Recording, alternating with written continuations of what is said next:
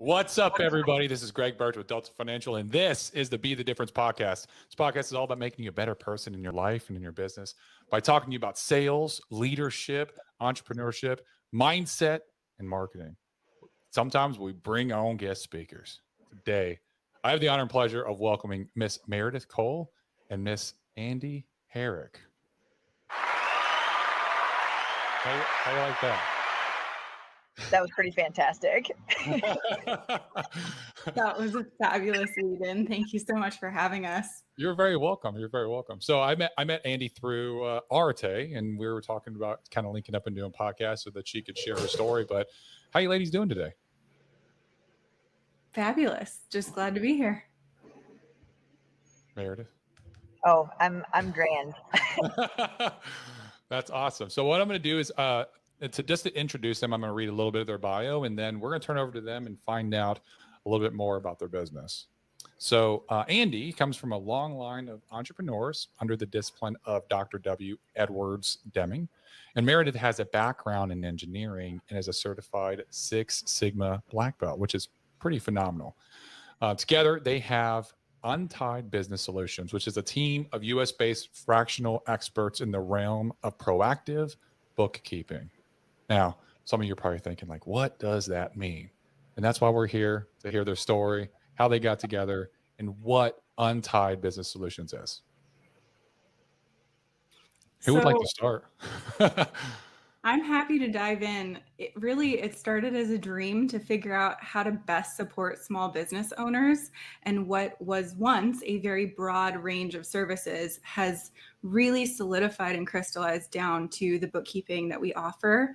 And there's a very tech forward component of that. We want to make sure that the onboarding flow, the way that financing gets kicked off, is healthy and that it happens seamlessly. Because if you are starting off on the right foot with a client and you're creating that rapport in the relationship, the rest of it flows so much more seamlessly. So that's what we're about. Meredith might have a different way of explaining it, I'm sure. I was just going to tell a little bit of a background story on us. Andie and I actually met in Arete, and Dr. Deming and Six Sigma are predicated on the same ideology, and essentially she and I got together, and like she said, very broad scope when we first started. We were both operating in our own businesses, which we still have separate businesses from one another, but what we found is people who were in business were either passionate or pissed off. They did not like doing tasky, nuanced things that businesses require. And so we were like, oh, we both have really good system and process ideologies, have operated in, built them, done a lot of detailed work in the past. We're going to find experts in every genre within business, teach them how to write systems and processes, and then help all these businesses. And of course, we learned very quickly that niching down is the best thing you can possibly do, especially in a new business. So we spent a little while flip-flopping around like fish out of water, I think, as most business owners do. Yeah. Trying to figure out how we were going to market all of the things that we could do, and eventually landed on bookkeeping. We do, like Andie said, a lot of tech. Tech was one of the pillars that we started with initially, and what we found is it's just a good operating component of the bookkeeping, because we can help you go from your DocuSign to automatically charging customers on a schedule auto-magically. So it ties in very well, but that was really how we ended up here. I like that. And I want to hit on a point that you're talking about here, is about niching down. And this is probably something that a lot of new business owners, new entrepreneurs, new self-employed people, whenever they're working for themselves, they think, I got to provide my services to everybody, right? And you want to try to help everybody, but what you find out very quickly is that you're going to run into those people that don't really fit your market more so, and it's going to be it's constant roadblocks, right? and there's a concept. It's called the law of diffusion of innovation. Have either of you heard it? Yes. Oh, perfect. You know what I'm talking about. So Seth Godin talks about this, the law of diffusion innovation. And what you really do is you just niche down to like that 10% of the market that is your market, that you can speak their language, that you can talk to, and you provide your services to them, and you're so exceptional that you become remarkable that they start to talk about you. They become sneezers for your idea virus, and they get you into mass market adoption. It's so funny to me, when we went into it, we'd heard niche down over and over again. And we were like, okay, we're going to niche down. We're going to manage all small businesses. And I really think if we're honest with ourselves, it was probably a little bit of a scarcity mindset around that. You don't realize how many small businesses there are in the world, much less the United States, much less the state you're in. And we were looking and saying, oh, well, in order to be as large as we want to be, we need to do all small businesses. And then I think as we started getting in further and further, it was like, holy shit, there are how many construction firms? There are how many, trucking firms? Like what in the world? And so I think we had to have our eyes opened a little bit of just how many businesses there actually are out there, even, next door to us, before we were able to niche down and decide where we were going. Yeah. No, absolutely. Yeah. And I think part of that conversation too is that we really wanted to help people, right? We already had businesses. And the question for us is, how do we serve people well? And the more constrained our niches, the more specific and clarified, the better ability we had to give meaningful outcome. And so rather than helping a few people this much, we can help an even smaller list get that much further. So for us, it's also really about the impact we can make and the partnership we can develop with the people that we serve. So what were your businesses beforehand? Which ones? Okay, we'll start with you, Andie. So I started in the realm of virtual assisting, and I was operating as a solopreneur, and I was managing a special education advocacy firm. So doing front of house, a little bit of bookkeeping, a little bit of marketing, a little bit of customer service, scheduling. I mean, I was just jack of all trades, kind of. Yeah. But there wasn't specificity there. I mean, granted, if I'd wanted to specialize in special education advocacy, I suppose. And then separate from that, I also have a designer consignment clothing deal that I have. And that's much smaller. It's more of a funded hobby. Yeah. Nice. How about you? How about you, Meredith? So when this first started, I created a brand that was leggings for big asses. And that has eventually morphed into, we now have developed the technology to scan women from their cell phone and custom build garments to them in 3 to 5 business days. Because, believe it or not all asses are created the same. So when I tried to put it on bunches of big asses, when I first started, they still didn't fit. So designed for a specific niche, and it just wasn't niched enough. So I was like, screw this. Here we go. We're using tech, manufacturing clothes. Let's do this. Yeah. So you guys both met in Arete, right? And you're in Arete, and you guys kind of link up, however you link up, and then you realize like, we both have similar experiences in different areas, but similar experiences, and we have a knowledge base from our experiences that's very complementary. Did you expect that when you joined Arete? I didn't know what to expect. I mean, I was honestly fighting a lot of imposter syndrome as a solopreneur, just even being there. And Meredith pretty much adopted me and said, well, she did. She said, we're going to be friends. And I'm going to do this podcast, and you're doing it with me. And here's the day we're starting, and here's how you order your mic. I said, all right, I guess we're doing a podcast. I like it. And the rest we just grew from there. She ended up joining forces with me, and Untied became what it is now. But truly, it was just, I guess I'll show up. I guess I'll participate. I'll stick out my hand, say hi to people. I don't know, Mir, what you expected. It's a great question. I've never asked you. I'm an Arete OG, and when I joined Arete, I was expecting like-minded people, but I can distinctly remember that application went out, and very similar to Andie, I was like, there's no way I'm big enough. I was actually still working as an engineer at that time, but I had the business already.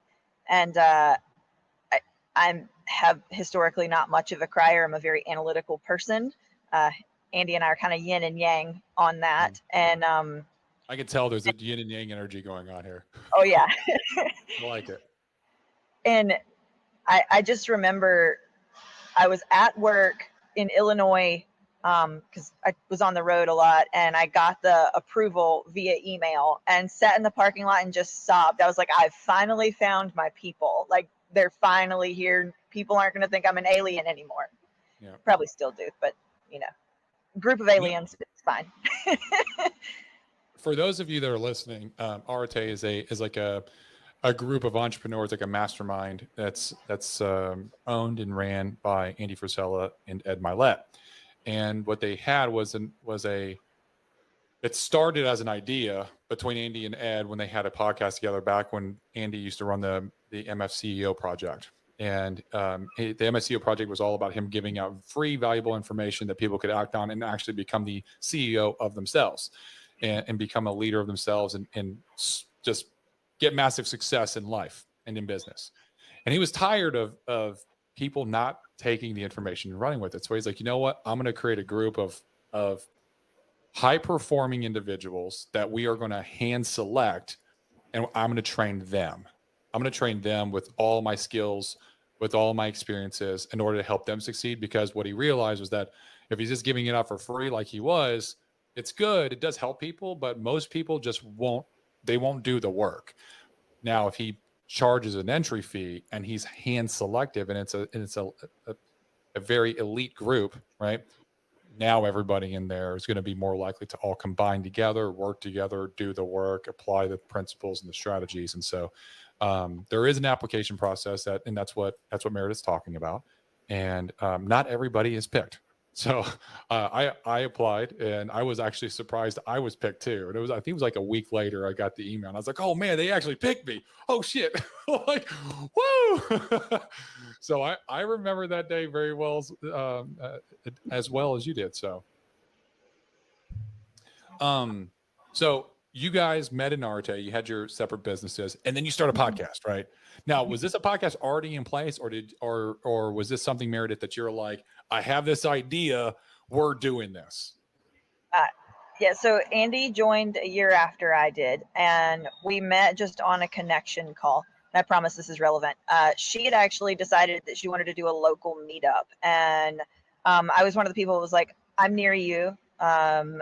Let's chat. And we had a conversation, and we got to talking about our base ideology around system and process work. And I just mentioned to her, I've been doing videos in Arete about system and process work. It seems to be a thing that a lot of people need. I think we should start a podcast. And she was like, oh yeah, podcast would be cool. And I think the next conversation we had, I was like, so we're doing the podcast that I mentioned. You know, it was just very like, you are now signed up. I've adopted you. Like, I like it. Yeah, and full credit, Mike Claudio is the one that planned that very first meetup. I cannot take the credit for that. I did plan the subsequent meetups after that, but he planned the very first one. So I can't claim that one. But I remember being a deer in headlights and Meredith adopting me. And when you're talking about those complementing energies between partners, for us as business partners, having those sets of skills that have crossover, but are not the same. You know, I don't want to be in business with somebody who likes to do all the things I want to do because I want to do them, and I want them to like to do the things I don't want to do. Yeah. And gratefully that worked out. And we tell people, like, don't get a business partner. If you just think you need a business partner, don't get a business partner. If there's somebody who is a good fit, they will make themselves known. They will show up like a partner long before you're considering that they be one. At least for me, that's my perspective on it. This is actually a good topic to talk about and just kind of hammer down for a second. I like that you guys are business partners and you've had that experience, and your advice is like, don't get a business partner because it could go very wrong, right? I'm of the mind of that they have to work their way up into the business and then get sweat equity by by like coming in and being a part and showcasing their skills or their value that they provide to the business, that they're all in, they're part of the culture, they believe in the vision and the mission, and maybe they have something unique that can take that vision and mission to the next level and work their way in. What are your thoughts, Meredith? I completely agree. Andie and I jokingly say that to people all the time, like, don't get a business partner. And it's nothing against one another, but I have seen fallout over core values and an aim in a business, just like you're saying, over and over and over again. And it is not exclusive to any subset of people. There's not one main reason that people fall out. It's just that they don't know each other well enough in the beginning and what they're going to go through. And it has been an amazing experience to have Andie as a business partner. And while she titles herself as like a feely fairy and very mushy, she's tough as nails because I'm a heavy hitter. Like, she'll tell you, I will knock you down with really factual, like, this is what I'm seeing information. And she's stuck with me through that. And it's been just the best experience. But if you can't handle that one to another and give it back, you definitely shouldn't have a business partner. And also, one of the things we did very early on, and we were really fortunate, was we sat down, wrote aim, core values, and a contract that included everything. It was like, this is our divorce document. And if we can't talk about a divorce when we're happy with one another, we certainly don't want to talk about it when we're not happy with one another. So that was super eye-opening, and I think told each of us everything we needed to know about one another very early on. Yeah, the core values, you have to set them, and it has to be a joint, like a team project, right? It has to be set at the beginning, because everybody has to have buy-in and belief and push the core values from the top down. And if it's not done appropriately, it'll stop whatever level that isn't pushing it. It'll stop there, and it will not trickle down to everyone else. And that's, I mean, your organization rises and falls off of the culture and core values, ultimately. So absolutely, I can tell that you are definitely just I can feel like similar energies. I'm the same way. I'm very direct. I'm very like factual. This is how it's gonna be. 5-finger point to the chest.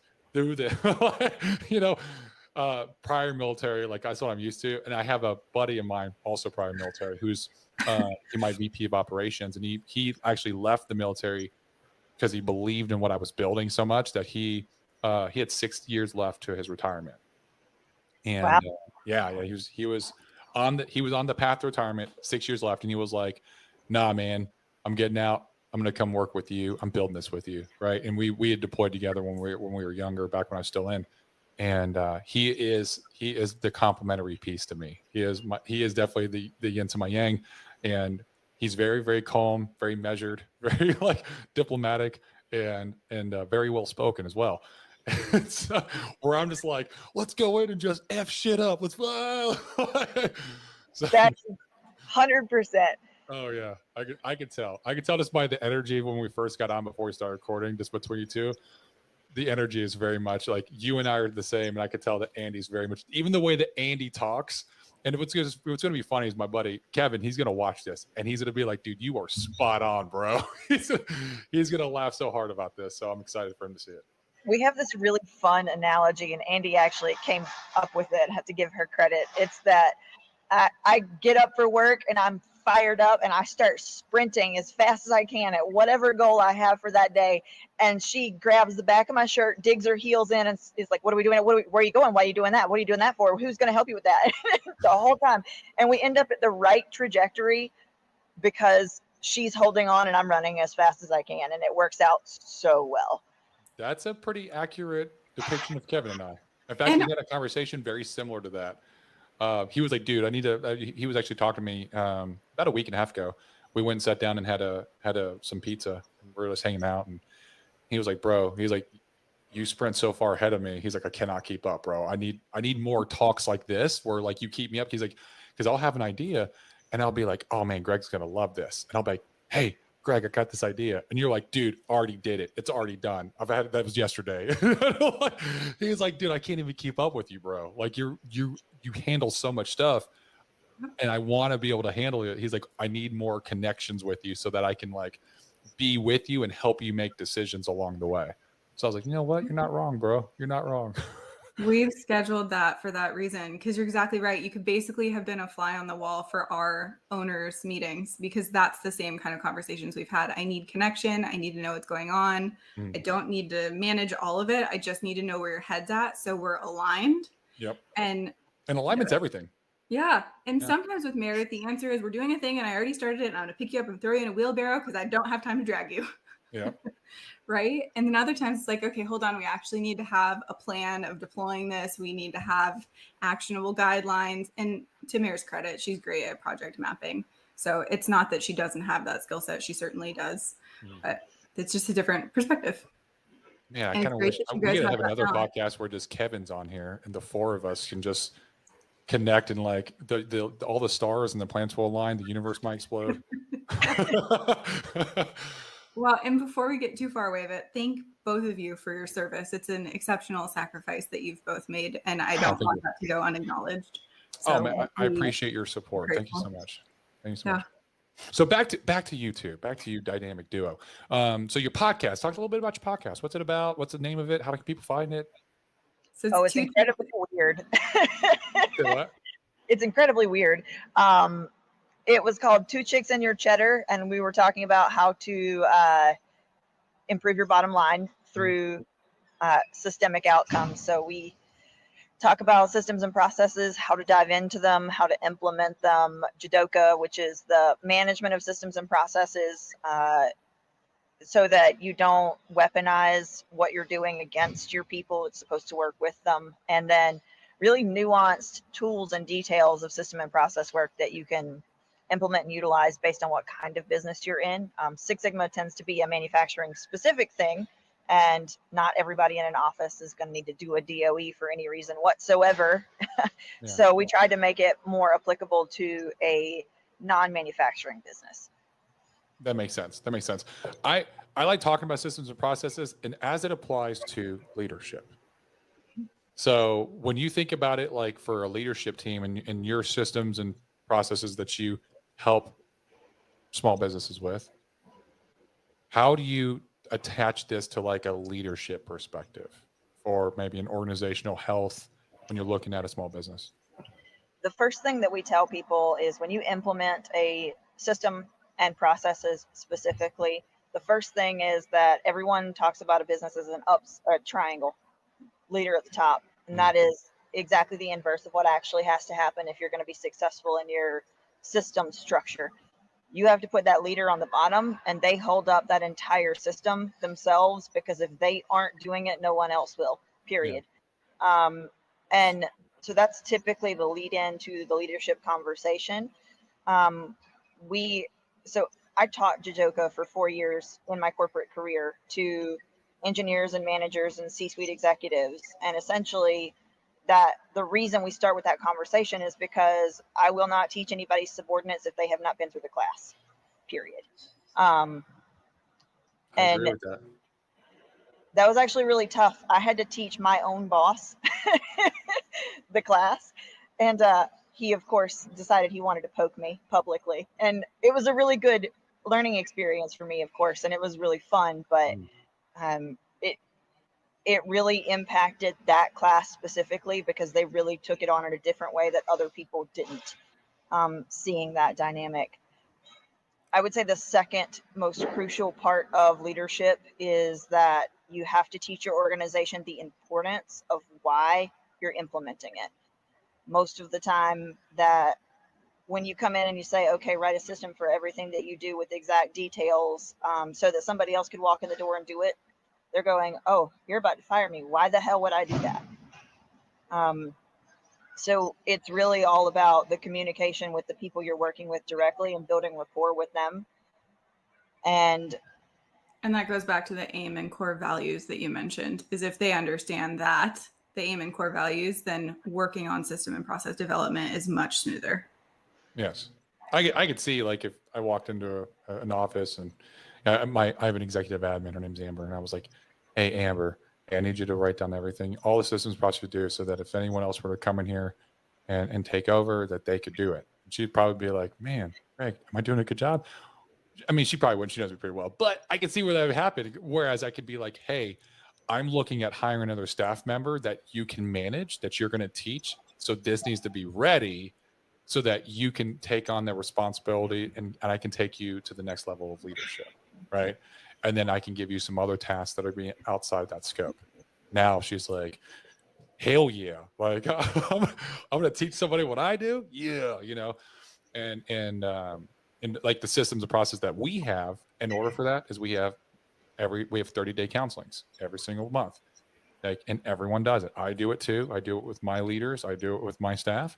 And, you know, sitting down and like painting these pictures, setting targets and guidelines, putting like goals or marks on the wall of where they want to go in the next 30, 60, 90 days, and then resources that they require from me in order to accomplish those. And having just a simple counseling, how much that helps with personal, professional development. Because I try to keep it on both the personal and professional development side, because I also want them to be better people. Because when people are better people, they tend to be happier, right? When other parts of their lives are increased and get better, when their family life increases, when they're more physically fit or they're healthier, then they tend to operate better professionally as well. Like, it's like a rising tide raises all boats, you know? So I think another piece of that conversation for us with system and process development is who's writing the process. Because it's easy to say, okay, go write your process. But if we take different people from different parts of our business and have them collaboratively work on the process together, there's a lot more symbiosis that can occur. You know, I may not know what our marketing team needs or what our tech team needs. I certainly don't know what our social media team needs. But if we can get all of them drawn in together and our bookkeeping team can tie in, then it's going to be a much more comprehensive process that feeds through a system better. So what we like to do is have people shoulder to shoulder rather than face to face. It's not one person typing. Everybody, and Mayor can explain this to you, everybody gets a sticky note, everybody gets a Sharpie. And if it's digital, we have to find ways to do that. Yeah. But everybody gets the same utensils so that we can add and move things together and no one person is controlling the inputs. I think in terms of structure, it's important to have touch points. So like you're saying, you do your 30-day meetings. We do weekly one-on-one meetings with our team, with their leaders. We do a monthly team call that has to do with vision casting and training, and we take turns. So if somebody hasn't had a chance to lead one before, they get a chance to lead one and teach on something. And usually they're nervous as all get out, and all of us just sit there and smile at them because we're just proud they're stepping into their leadership self. And we continually ask people, where do you want to go? What do you want your life to look like? And how can we craft a business that has enough space to fit all of that? I like it. Yeah. I like it. How long have you guys... Go ahead. I'm sorry. I will say too, from a leadership perspective, one of the things that we implemented, well, two things. We do OKRs, so people can develop outside of their core competency. So that's objective and key results. And we set a primary, and then everybody sets their own individual, and they can work on anything that they want to. So it's not their client work. It's not their day-to-day. Here's our main business objective for the month and the quarter. What would you like to contribute to it? And it can be, one of my favorite examples is one of our bookkeepers said, I would love to help manage LinkedIn, like our LinkedIn presence, which, you know, she's not on the social media team. And it was like, okay, phenomenal. Let's do that. And then it has developed our people personally in ways that we couldn't have even fathomed, giving them free reign to choose something they like to work on. And the second thing that we did was we built a system around people bringing their personal goals to work so we could help support them in whatever way necessary, whether it was connecting them with networking. That's one of the things we touch on in one-on-ones every week, is set up whatever level of ambiguity you want to put. It could be loose weight. We try to have them be SMART goals, but if you're not comfortable saying, you know, how much weight you'd like to lose, then we're not going to force you into it. But we systemically support each person on our team with their personal development goals and whatever direction they choose, we're helping them, even if it means out of our business eventually. I love that. I love the similarities of the systems that we're doing. We have a whole 75 hard chat in our corporate team chat.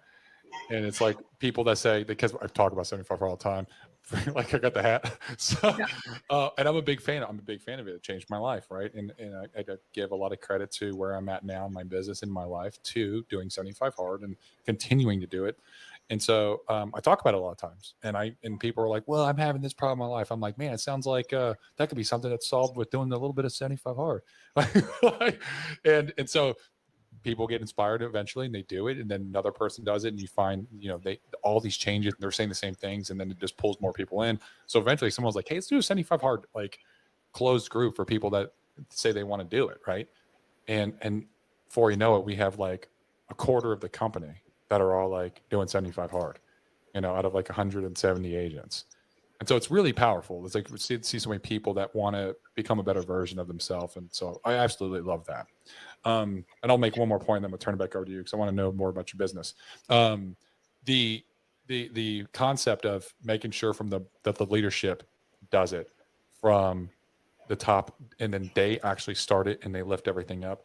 1,000% agree with that.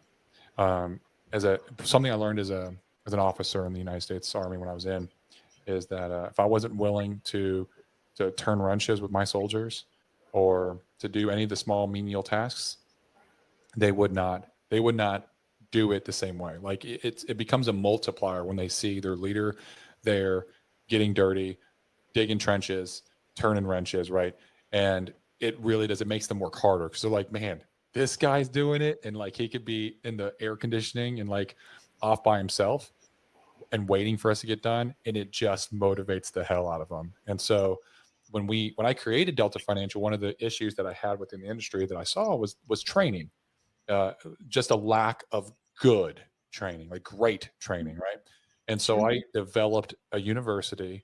It took a while when we first started. It took a couple months, like a month and a half, 2 months. And the first thing I did was I was like, all my top leaders, I was like, all you guys are going through first.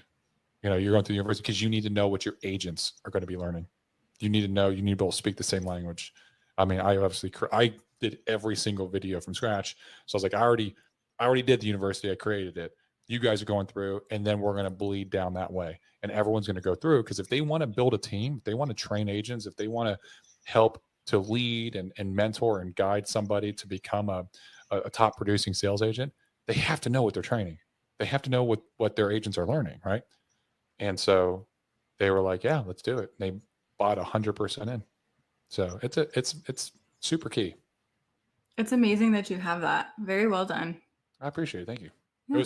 It was a task in and of itself. I will tell you that.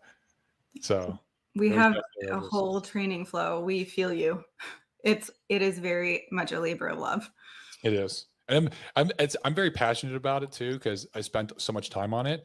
And I poured myself into the trainings. Like, it was everything that I've learned over the past 5 years in the industry. And when my managers went through, my top managers, they were like, this is really good. They're like, this is like some of the best training we've ever seen. They're like, damn, Greg, like you like really like knocked it out of the park. And I was like, oh man, thanks. I appreciate it. They're like, no, we're not just like, giving you kudos for no reason. Like, serious is good. So we've been like kind of highlighting the training and the quality of it as something that sets us apart from the entire industry. So how long have you, now back to you. I'm sorry. I'm not trying to steal your show.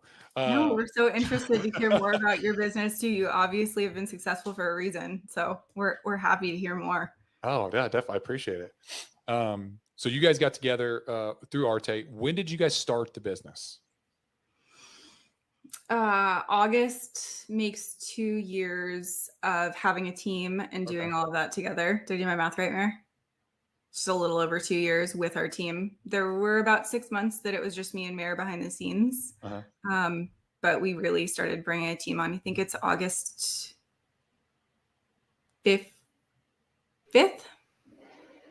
2020, nice. 15th. So just after COVID hit, a couple months after, like 6 months after COVID hit. That's nice. I like it.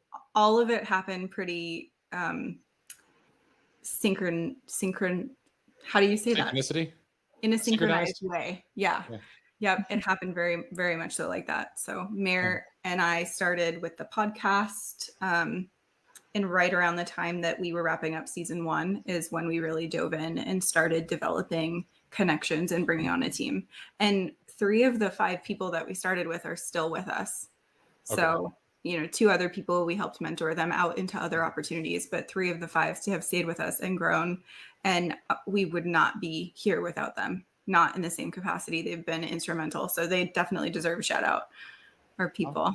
Nice. And they're our family. And I'm not big on conflating family and business, but they're the people that I do life with. And they're not people that were part of my sphere before. Mayor did know them. But they were new to me and they've adopted me and I will be forever grateful. I love it. Yeah. I got a question. How do you determine season 1 to season 2 to season 3 in a podcast? I always saw that, but I'm like, how do you say, well, now we're in season 2? We took a hiatus. Okay. So anything pre-hiatus, season 1. And we literally mapped out the content and we had a batch of content that we wanted to address in our first pass. And there are other topics and other interviews that we'd like to come back to in a slightly different format. Yeah. So Mira, I don't know if you want to add anything about that. Yeah, I would say we wanted to create rapport with the 2 of us in season 1 and give the information that we had to give. And then in season 2, start the interview process of how people had successfully implemented the ideology that we were talking about. Because we do know so many different people that use systems and processes in different ways and thought that could be applicable to people to see little snapshots of ideas for their own business. And quite frankly, we got so busy in our business, we have not gone back to that quite yet. But we will. And there was also a discernment between what was going to be paid content or paid course content and what was going to continue to be free public access. And we very much believe in providing value and giving more than you receive. We want to initiate the law of reciprocity for people. We want to give freely and without hesitation.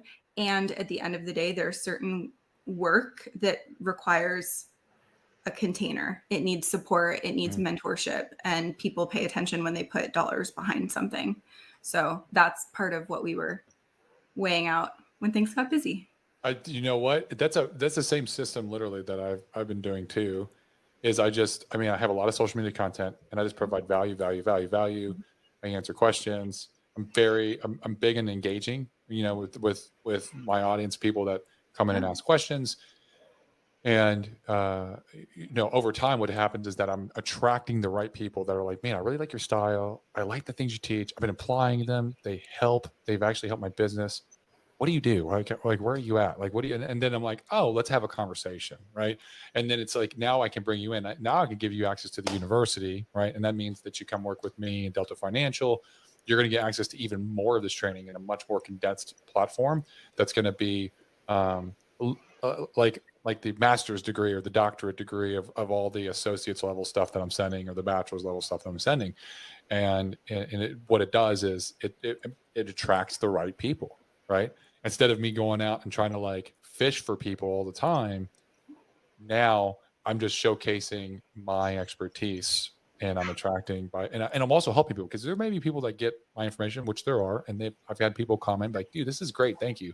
You're very welcome. Fist bump, and then, and they never want to come work with me. And that's fine as they get the value from it and they're learning from it. That's fantastic. Like I still help to influence or inspire another person to change their business. And that's perfect to me, but I'm still providing value in some way. Yeah. Absolutely. Yeah. And there's so many people, I won't speak for you. For me, there's so many people that have given me those moments or those instances of time or those free lessons that they've handed over. Yeah. I could never repay it. I mean, I don't know that it would matter how much influence I create for myself in the world. I've been given so much. So it's literally the least I can do to put myself out there and share my experience in hopes that it helps somebody. And there's a lot of people in Arete that do that too as well. Yeah. There's a lot of people that provide a lot of help, a lot of support. That's probably the best thing. If you're watching this and you're not part of a mastermind, such as Arete, then you really need to look at doing something like that. Like the benefit and the value you get far exceeds the cost. I mean, far, far, far exceeds the cost. If you just went to the trainings and just applied this stuff, like I literally have I have a notes page or a Microsoft Word doc that's a continuous running doc of every week's training that I literally type up all the notes. I'll even go back and watch the recording afterwards, hit anything that I missed so I can pause and rewind and stuff, because there's just nuggets of information there that you can't, like, it's 100% worth it. So no, absolutely, I agree.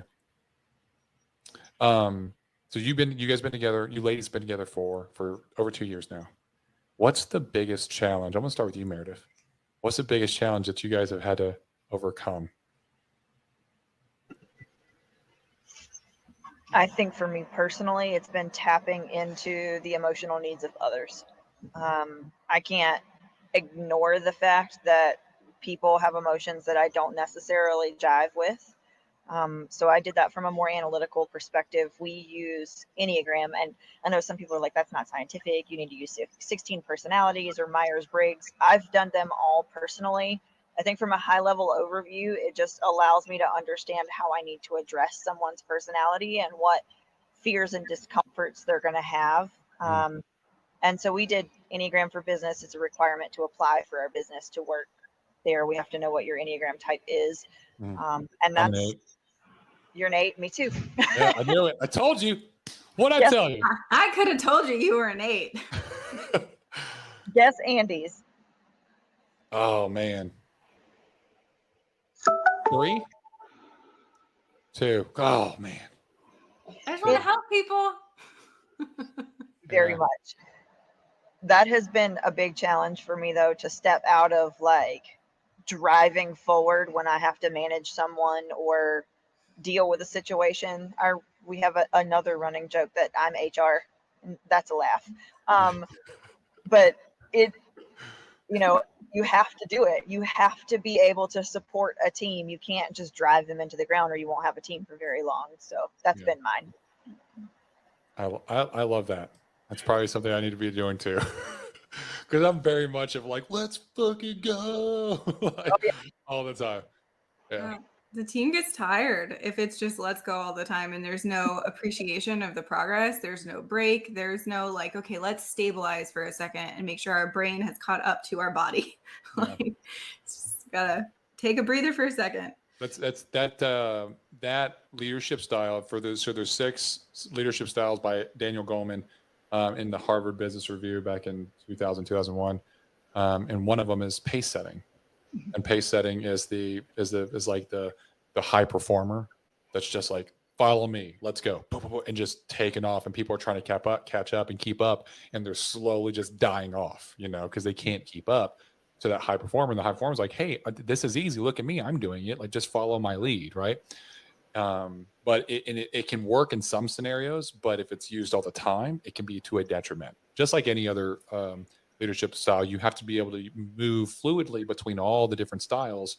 Even at times coercive works. If coercive is like, do as I say, don't ask questions, right? That's a very harsh style. But when time is of the essence and it's like, I need you to do something, I need you to trust me, get this done and do it just like this. Like, then afterwards you can come back and say, hey, I need it for this, that, and the other reason. And it can be used, but it has to be used sparingly, and it has to be with someone that you've already developed trust with, right? Because if you don't have the trust, they're not going to do it. They're going to be like, man, F this guy. But if there is that trust built, then they're like, hey, this isn't normal for Greg. He wouldn't normally do this. This must be important. I'm going to get this done, and then I know Greg will talk to me later, right? So that's just a very much of a pace setting. 8s typically are pace setters for any of Funny enough, what you just talked about is Andie has had to do that to me a few times. Like, I've done it to her, like the just trust me thing, but because I never understood that people couldn't take in information verbally over the internet one time and not understand why.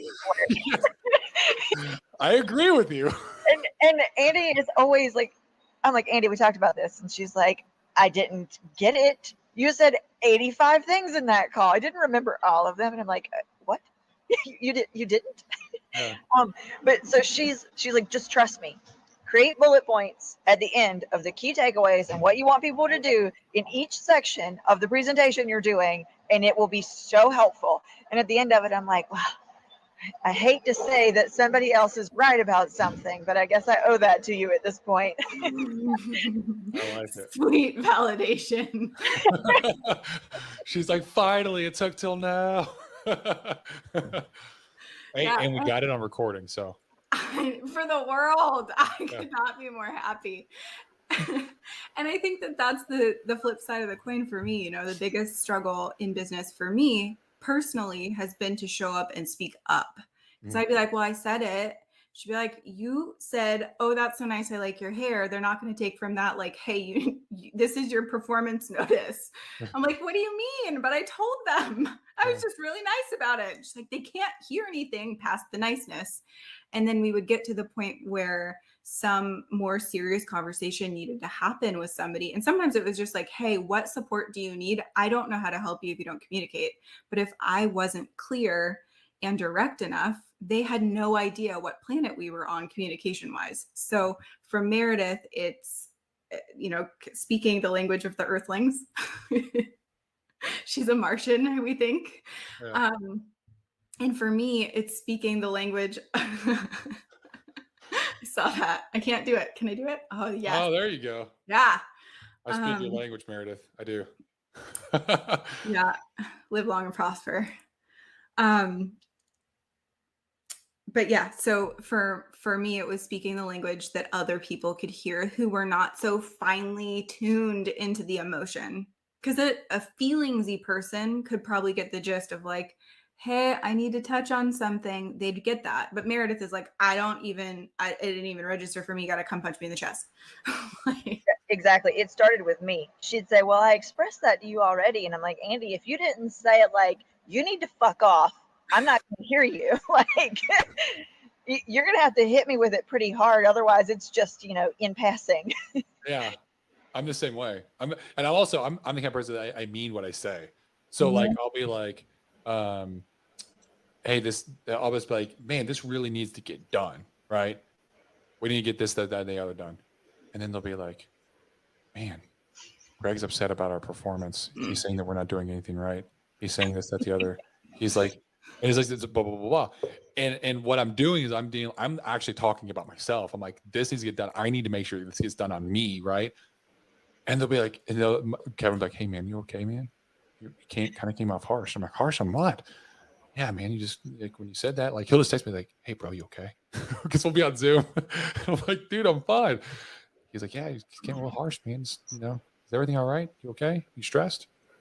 I'm like, dude, I'm fine, bro. I'm just saying this needs to get done. I'm just very direct, right? There's no hidden meaning, right?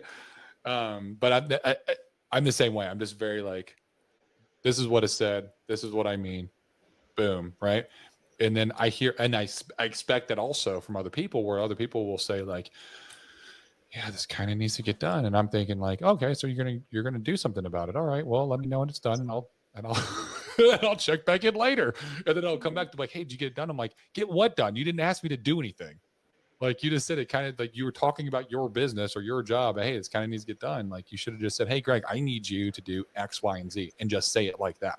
And I'll make it happen. Right. But yeah, I think it's just communication styles at the end of the day.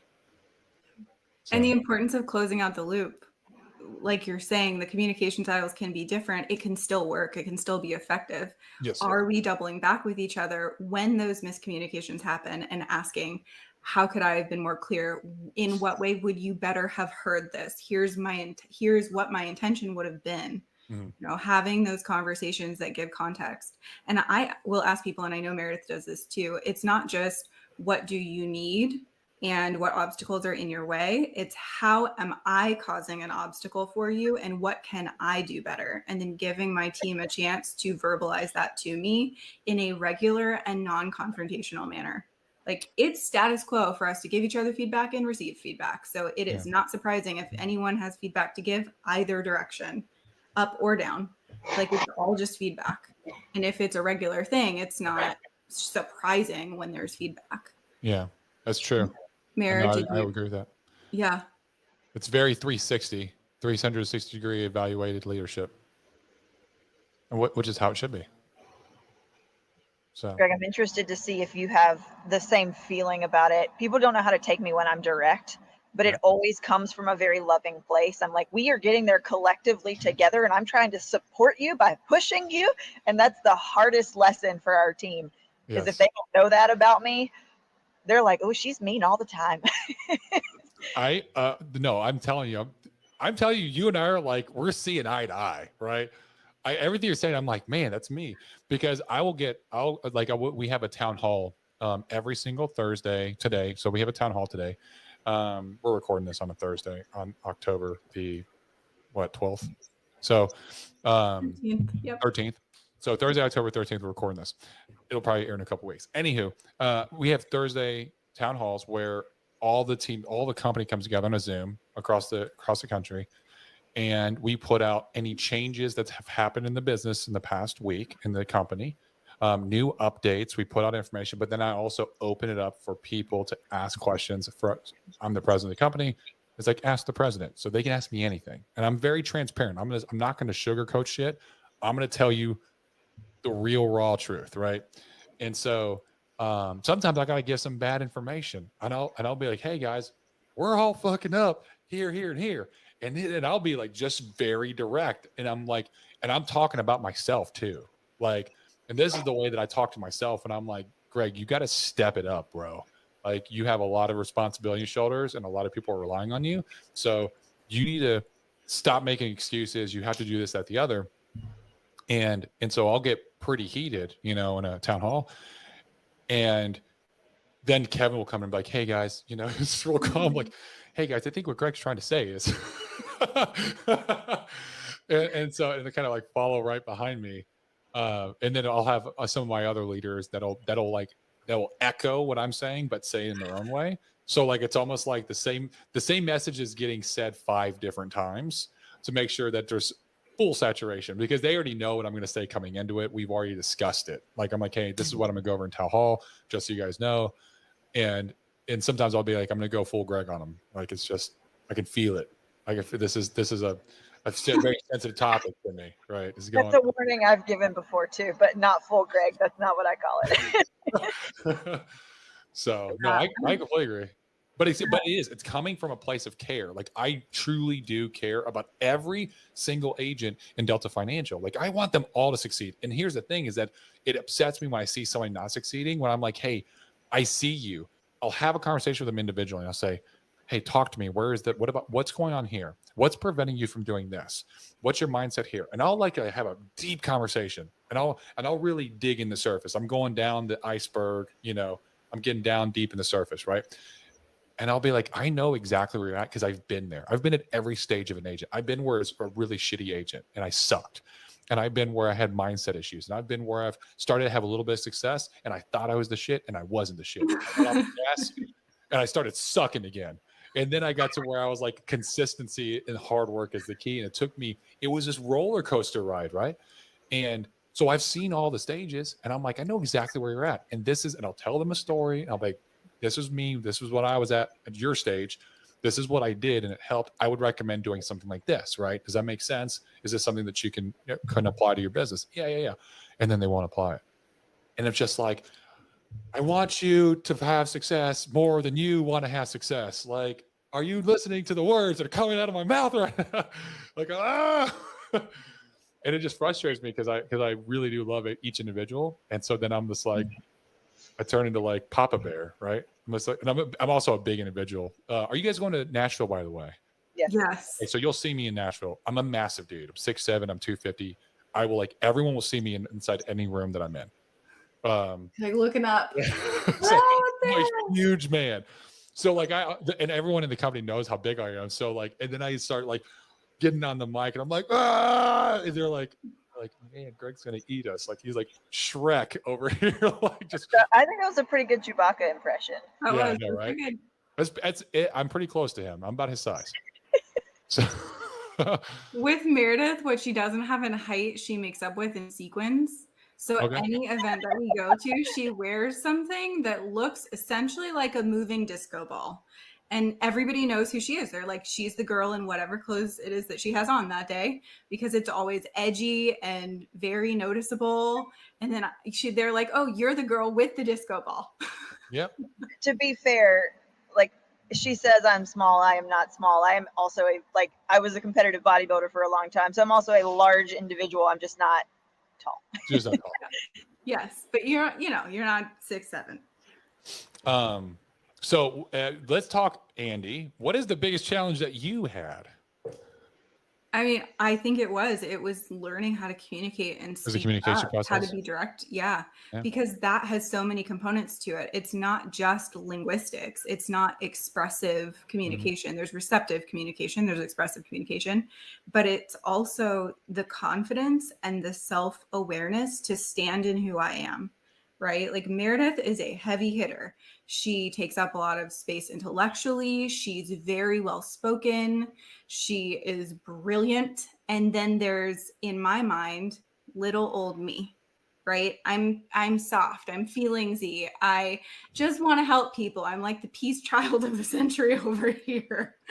And I had to figure out how to stand in my own power without comparing to Meredith. It's a compliment. It's not a contrast, right? Yeah. It's not better or worse. It's different. So it was, and she helped me and coached me through a lot of this. How do I give myself credit for the things that I bring to the table, even though they're a little bit more intangible? Like I can't put on a resume that I can help somebody work through a boatload of trauma in 2 hours with them. Like that doesn't fit on a resume. Yeah. But it's meaningful. It makes a huge difference to our business. It makes it much easier to make relationships with people in the community because I genuinely care and I'm authentic and I'm transparent. It's hard to find that. It is hard to find. And harder than you think. Yeah. Yeah, very hard. But I didn't know how to credit that to myself. And so I honestly had a confidence issue in the beginning. I think we're working on it. I think we're doing better. But yeah. So here's bonus round. Bonus round. So I'm going to ask you each a question. But before I ask, who wants to go first? Me. Okay. If you could have dinner with anybody, living or dead, 3 people, who are those 3 people? Okay, the first one's Leonard Nimoy because I wanted to marry him. Okay. Didn't work out. I think... Can they be from the future? You know what? Why not? That's the first time anyone's ever asked me that. So yeah, why not? I would like to get to know the first person who makes contact with somebody outside of Earthlings, and understand what that looks like. And then, there are so many other good candidates living and dead. I think for current me, would love to have dinner with Elon and just discuss ideologies, because he has a similar mission to what I have. My life goal is to go to Mars. I'm transitioning my clothing company into having an interspace travel sector because that's not something that's been addressed, like what we would need to wear in a very cold environment where we don't have gravity, so we don't atrophy muscle and we can actually function, and because there's a lot of troubles that come along with that. So I think for really just going a little bit faster on that journey, I'd love to have a conversation with him. He's actually a pretty dope selection. I like that. Andie, how about you? 3 people. Honestly, my answers are probably going to be really boring, but it would be people in my family. There's always going to be somebody who's got clout or who I could ask a million questions, but I would just pick my family. That would be my people. They're the people who have contributed most to who I am. And there are people, I'm going to cry, but there's people that I miss desperately. And if I could have a chance to have dinner with them, I would. Oh, that's very sweet of you. I love that. That's really nice. Well, ladies, thank you so much for jumping on the Be the Difference podcast. This has been a fantastic conversation. I feel like time just got lost in our between all of us. This was a great one. I'm really excited for this one to air. If anyone wants to find out more about you, if they want to reach out to you, they want to see your podcast, how's the best way that they can reach out to you? Just their website. And so that'll be in the link. That'll be in the link below. Their website, their IG will be in the link below, but also is here on the screen. And then I think you sent me your YouTube. Are you on YouTube or is it just Apple Podcast? It's Apple. It's Apple Podcast. Okay. So if you want to send me your, I can find your Apple Podcast too, and I can link that in as well, so that you guys that are listening can go listen to these two badass chicks and learn a little bit more about them. So, ladies, thank you so much for the conversation and the good time. I appreciate it, and I look forward to meeting both of you in person in Nashville, November 5th. Let's go. Are you going to the Friday event with Andie? Yes, I'm there too. So. This is going to be wild. I'm just telling you. I'm going to be on phase 3 of 75 Hard, so I'm not going to be drinking, but I'm going to be pounding seltzer waters just like I am. We will run. We're excited. Yeah, it's going to be a good time. I'm really excited. So, thank you so much for taking part in the Be the Difference podcast. If you watch this till now, then you definitely got some damn value. So what I want you to do is I want you to share this content with somebody else that can learn something, that can grow, that can improve their business. And that's called a value-based exchange. And that's how we grow, by word of mouth. So remember, if you like this, hit the subscribe button, like the content, and as always, be the difference.